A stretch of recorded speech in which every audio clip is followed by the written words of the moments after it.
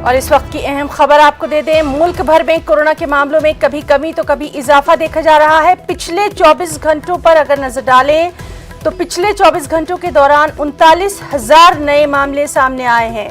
491 लोगों की मौत की खबर है। तकरीबन 44,000 अफराद सेहतयाब हुए हैं। मुल्क भर में कोरोना के एक्टिव मामले 4 लाख के पार हैं और मजमूई तौर पर 4,27,000 से ज्यादा अफराद की कोरोना से अब तक मौत हो चुकी है।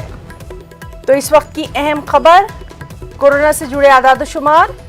पिछले 24 घंटों के दौरान 39,000 नए मामले सामने आए हैं। 491 अफराद की मौत हुई है। करीब 44,000 अफराद सेहतयाब हुए हैं और मुल्क भर में कोरोना के एक्टिव मामले 4 लाख के पार हैं।